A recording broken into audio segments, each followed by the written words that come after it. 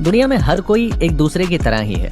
सभी एक काम से जिंदगी जी रहे हैं और इसी वजह से वो भीड़ में खुद की कोई यूनिक आइडेंटिटी नहीं बना पाते। हम सोचते तो हैं कि हमें कुछ बड़ा करना है, कुछ यूनिक करना है, सबसे अलग दिखना है, लेकिन हम करते वही हैं जो बाकी सब कर रहे हैं। तो फिर हम अलग कैसे हुए? अगर आपको बाकी लोगों से अलग दिखना ही है तो आपको उनसे अलग काम भी करने होंगे, उनसे अलग सोच रखनी होगी। टॉप 1% में आना इतना मुश्किल काम नहीं है। इसके लिए आपको बस 5 क्वालिटीज को अपने अंदर लाना होगा जो हम आपको इस शो में बताने वाले हैं, और बस उन्हें फॉलो करके आप खुद को 99% लोगों से अलग कर सकते हैं। ये काम मुश्किल नहीं है। ऐसा मैंने इसीलिए कहा क्योंकि ज्यादातर लोग इन 5 आसान सी हैबिट्स को फॉलो नहीं कर पाते और इस रेस से वैसे ही अलग हो जाते हैं। लेकिन अगर आप थोड़ा सा एफर्ट डालकर इन्हें फॉलो कर सकते हैं तो आपके लिए ये काम बिल्कुल आसान है। टॉप 1% में आने के लिए जिन क्वालिटीज और हैबिट्स की बात हम इस शो में करने वाले हैं वो आपको जिंदगी में बहुत काम आएंगी। इन्हें अपनी जिंदगी में अपनाकर आप किसी भी मुश्किल से मुश्किल सिचुएशन से बाहर निकल सकते हैं। आपने वो लाइन सुनी है ना, सबसे बड़ा रोग क्या कहेंगे लोग?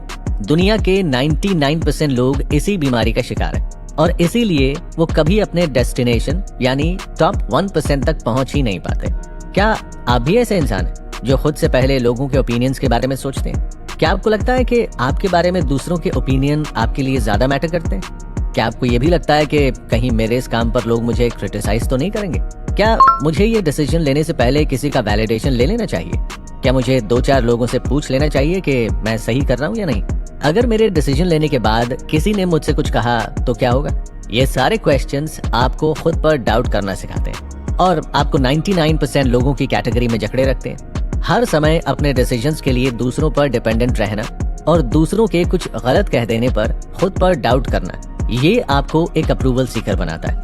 और आपको टॉप 1% में पहुंचने के लिए अपने आप को इस हैबिट से बाहर निकालना ही होगा, क्योंकि अगर आप इसी तरह लोगों से वैलिडेशन लेते रहे तो एक दिन आप एक कठपुतली बनकर रह जाएंगे जिसे हमेशा खुश रहने के लिए दूसरों के अप्रूवल की जरूरत पड़ेगी। लोग अक्सर कहते हैं कि सुनो सबकी लेकिन करो अपने मन की। ये बात अप्रूवल सीकर के लिए कही जाती है। अगर आप सारी जिंदगी दूसरों को खुश रखने में और उनकी सुनने में लगा देंगे तो अपने मन की कब करेंगे?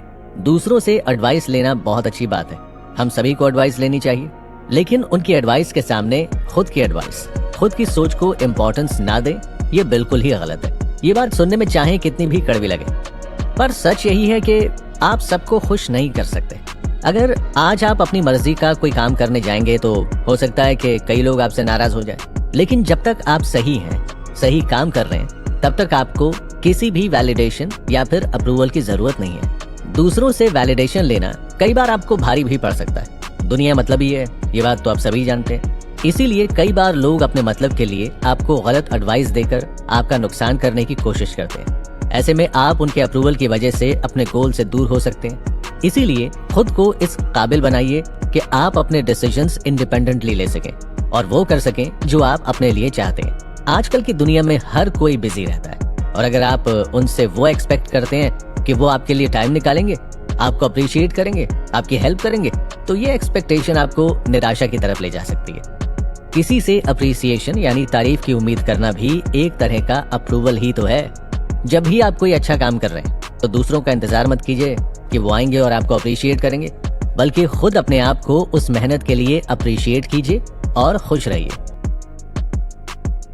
जब भी लोगों की जिंदगी में कोई प्रॉब्लम आती है तो 99% लोग या तो उससे हार कर कोशिश करना छोड़ देते हैं या फिर स्ट्रेस की वजह से किसी न किसी मेंटल प्रॉब्लम का शिकार हो जाते हैं, जैसे एंजाइटी और डिप्रेशन। लेकिन जो बचे हुए 1% लोग हैं वो इन प्रॉब्लम से लड़कर आगे बढ़ते हैं और अपनी जिंदगी जीना नहीं छोड़ते। रेजिलियंस का मतलब यही होता है, ऐसी एबिलिटी जो प्रॉब्लम्स होने के बावजूद आपको खुश रखे। रेजिलियंस को अचीव कैसे करना है, ये जानने से पहले हम इसके फायदे जान लेते हैं। रेजिलियंस आपको एक स्ट्रॉन्ग पर्सन बनाने में मदद करता है।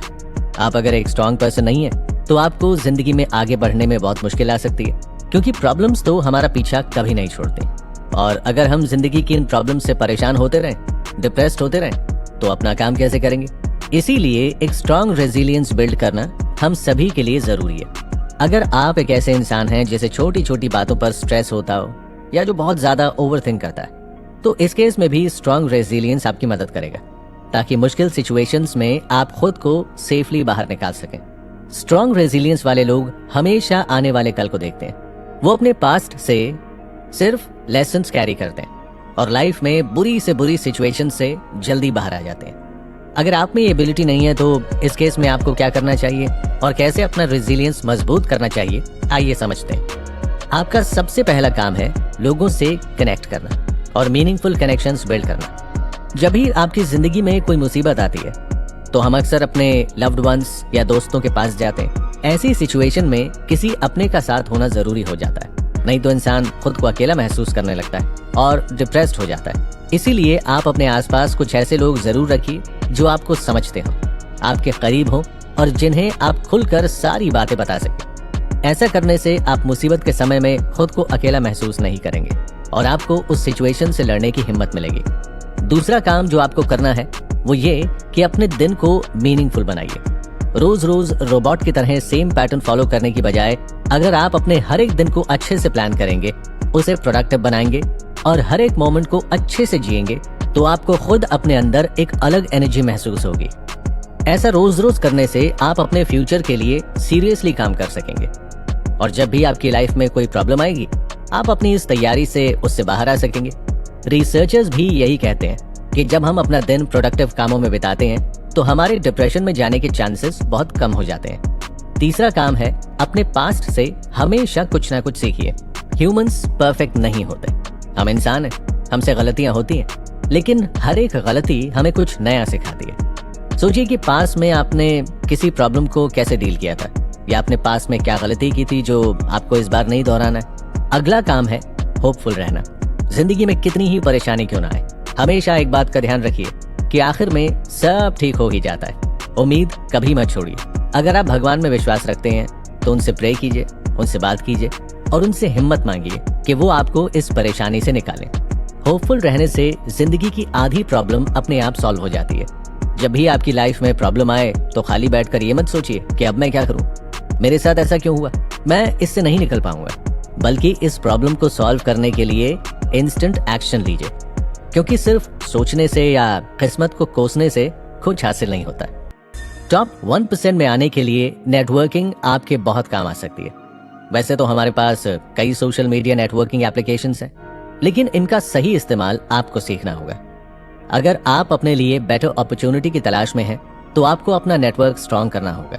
प्रोफेशनली लोगों से मिलना जुलना, अपनी फील्ड के लोगों से टच में रहना, सेमिनार्स में पार्टिसिपेट करना, ब्लॉग्स लिखकर अपनी नॉलेज और थॉट्स शेयर करना, ये सब नेटवर्किंग के तरीके हैं।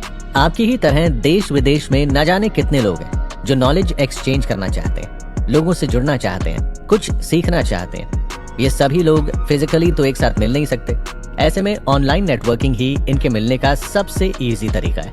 याद रखिए कि नेटवर्किंग 2 वे प्रोसेस है। अगर सामने वाला आपको अपना टाइम दे रहा है, आपको सपोर्ट कर रहा है, तो बदले में वो भी आपसे यही सब एक्सपेक्ट करता है। 99% लोगों को लगता है कि उन्हें अपनी जिंदगी में किसी की हेल्प नहीं चाहिए और वो सब कुछ अकेले कर सकते हैं। लेकिन टॉप 1% लोग वो हैं जिन्हें ये पता है कि हम सबको आगे बढ़ने के लिए एक दूसरे की हेल्प और सपोर्ट की जरूरत है। नेटवर्किंग से आपके प्रोफेशनल रिलेशंस मजबूत होते हैं, जो आपको फ्यूचर में बहुत सारे बेनिफिट दे सकता है। लिंक्डइन, कोरा, रेडिट और ऑनलाइन कई ऐसी एप्लीकेशंस अवेलेबल हैं जहां आप अपने नॉलेज से कंट्रीब्यूट भी कर सकते हैं और लोगों से जुड़ भी सकते हैं। नेटवर्किंग करते वक्त ध्यान रखिए कि आपको किन लोगों से जुड़ना है, कौन कौन से लोग आपके लिए सही हैं। अगर आप किसी से नेटवर्किंग साइट पर कनेक्शन बना रहे हैं तो हमेशा खुद शुरुआत कीजिए। सामने वाले को काइंडनेस और इम्पोर्टेंस के साथ ट्रीट कीजिए। उनसे किसी न किसी तरह जुड़े रहना जरूरी है। ऐसा नहीं कि आपने उनसे एक बार बात की और फिर महीनों के लिए गायब हो गए, बल्कि उनसे कांस्टेंट टच में रहिए। महीने में 1-2 बार उनके बारे में पूछ लीजिए, उनके हालचाल जान लीजिए। आपको भले ही आज उनसे कोई काम ना हो, लेकिन फिर भी उनके साथ अपना कनेक्शन मेंटेन रखिए। क्या पता कब आपको उनकी जरूरत पड़ जाए। आपको बस इस बात का ध्यान रखना है कि जब तक आप सामने वाले को वेलकमिंग फील नहीं करवाएंगे, तब तक वो भी आपकी बातों में इंटरेस्ट नहीं लेगा। यहाँ आपको विन विन सिचुएशन प्रपोज करना है, जहाँ आपके साथ साथ सामने वाले को अपना फायदा भी नजर आए। ऐसे लोगों के साथ कनेक्शंस बनाइए जो आपके लिए बेनिफिशियल साबित हो सकते हो। मार्शल सिल्वर ने कहा है कि enjoy the journey as much as the destination, यानी आप सफर को भी उतना ही एंजॉय कीजिए जितना डेस्टिनेशन को करते हैं। हमारी आदत होती है कि हम हर चीज को डेस्टिनेशन पर फिक्स कर देते हैं। हमने हैप्पीनेस को भी एक डेस्टिनेशन बना दिया है। हम कहते हैं जब मेरे पास ये जॉब आ जाएगी, या मैं इतने पैसे कमा लूंगा, या मैं ये गाड़ी खरीद लूंगा, तब मैं खुश हो जाऊंगा। हमने इसे एक पॉइंट पर फिक्स कर दिया है कि मैं तभी खुश होऊंगा जब मेरे पास ये सारी चीजें होंगी। क्यों भाई, आप अभी खुश क्यों नहीं हो सकते?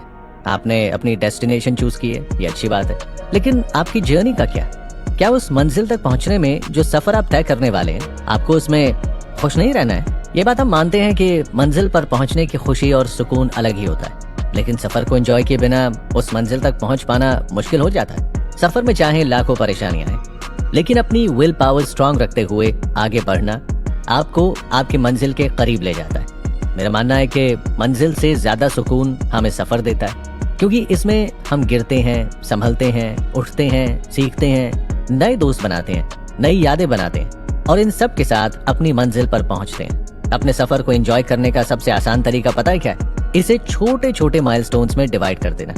आप जब बाय रोड ट्रैवल करते हैं तो जगह जगह आपको माइलस्टोन्स दिखाई देते होंगे कि अब आपका शहर, आपकी मंजिल बस इतने किलोमीटर दूर है।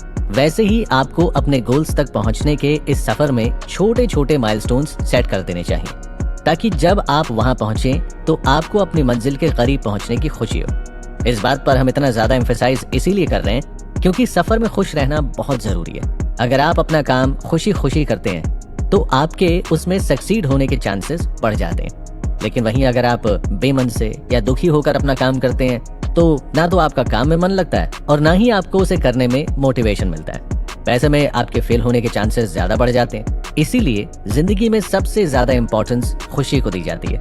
ये एक ऐसा स्टेट ऑफ माइंड है जो आपकी जिंदगी हेल से हेवन बना देता है। और ध्यान रखिए कि खुश रहने के लिए आपको अपनी एक्सटर्नल चीजों को नहीं, बल्कि इंटरनल मोटिवेशन और पॉजिटिविटी की जरूरत होती है, जो सिर्फ टॉप 1% लोगों के पास ही होती है। तो आप भी अपनी खुशियों को ढूंढिए, ना मिले तो इसे खुद बनाइए और टॉप 1% की लिस्ट में शामिल हो जाइए।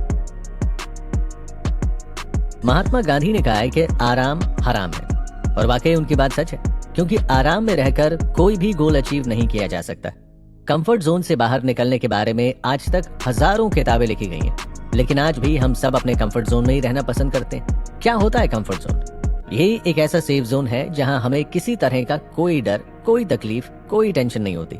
जब आप अपने किसी तरह के एक कंफर्ट जोन से बाहर आते हैं तो आपका दिमाग जी जान से आपको पीछे खींचने की कोशिश करता है, क्योंकि आपके दिमाग को किसी भी तरह का चेंज पसंद नहीं है। मान लीजिए कि आप अपने घर में बड़े ही आराम से रहते हैं। आप जब चाहते हैं तब उठते हैं, जब चाहें सोते हैं, जब आपको भूख लगती है तो खाना आपके पास आ जाता है, जब आपको किसी चीज की जरूरत होती है तो वो आपको दे दी जाती है। लेकिन अब आपको अपना यही ऐशो आराम छोड़कर हॉस्टल जाना है, अपनी पढ़ाई पूरी करनी है। लेकिन इनिशियली आपका माइंड इस बात को एक्सेप्ट नहीं करेगा, क्योंकि अब आपको एक ऐसी जगह रहना है जहां आपकी जिंदगी में बहुत सारे चेंजेस आने वाले हैं। नई जगह, नए लोग, नई प्रॉब्लम्स, नई रिस्पॉन्सिबिलिटीज, सब कुछ। हो सकता है आप हॉस्टल में जाएं और आपका दिमाग नए नए बहाने देकर आपको कन्विंस कर ले कि ये जगह आपके लिए बिल्कुल सही नहीं है और आपको यहाँ नहीं रहना चाहिए। ऐसा बिल्कुल पॉसिबल है। तब क्या होगा? ऑब्वियसली आप अपनी पढ़ाई छोड़कर वापस अपने घर चले आएंगे। लेकिन अगर आप बस कुछ दिन स्ट्रांग बने रहकर अपने दिमाग की ना सुनकर खुद को इस नई लाइफ में एडजस्ट कर लेते हैं और अपने कंफर्ट जोन से बाहर निकल आते हैं तो आपकी जिंदगी बदल सकती है। तो आप समझे कि गांधी जी ने ऐसा क्यों कहा था? जरूरी नहीं कि कंफर्ट जोन हमेशा किसी आराम से जुड़ा हो। नई चीजें संभालने का डर, खुद को सेफ एरिया में रखने की सोच भी एक तरह का कंफर्ट जोन होता है। मान लीजिए कि आप अपनी पहली इंटरनेशनल ट्रिप पर जा रहे हैं, लेकिन आप बहुत डरे हुए हैं क्योंकि आपको इंटरनेशनल ट्रिप्स का बिल्कुल एक्सपीरियंस नहीं है। ये आपके कंफर्ट जोन से बाहर की चीज है, इसीलिए आप हमेशा एक डर के साए में रहते हैं। आपको इस बात का डर लगा रहता है कि अब चीजें आपके कंट्रोल से बाहर जाने वाली है। इस केस में आपके साथ दो सिचुएशंस हो सकती हैं। एक कि आप अपने कंफर्ट जोन में वापस जाकर अपनी ट्रिप कैंसिल कर दें, और दूसरा आप इस जोन से बाहर निकलकर अपनी पहली इंटरनेशनल ट्रिप पर जाएं और नए नए एक्सपीरियंसेस गेन करें। दूसरा ऑप्शन हमेशा ही बेस्ट होता है। अपने कंफर्ट जोन से बाहर निकलकर नई चीजें सीखना, नए एक्सपीरियंसेस लेना, बेटर अपॉर्चुनिटी मिलना, ये सब लाइफ में बहुत जरूरी है। इसीलिए जॉन सी मैक्सवेल ने भी कहा है कि अगर आप ग्रो करना चाहते हैं तो आपको अपने कंफर्ट जोन के बाहर जाना होगा। इस जोन से बाहर निकलने के लिए सिर्फ एक ही एडवाइस हम आपको देना चाहेंगे, और वो है एम्ब्रेस योर फियर्स, यानी अपने डर को गले लगाइए, उसे अपना दोस्त बना लीजिए। आपको अगर कोई चीज इस जोन में बांध कर रखती है तो वो आपका डर ही है। अगर आप डर को खत्म कर देंगे तो आपका कंफर्ट जोन अपने आप आपका पीछा छोड़ देगा। जो भी चीज आपको डरा कर रखती है, जस्ट डू इट। आपको अपने घर से बाहर निकलने में डर लगता है, डू इट। आपको नए लोगों से मिलने में डर लगता है, डू इट। आपको नए शहर जाने से डर लगता है, डू इट। आपको स्काई डाइविंग से डर लगता है, डू इट।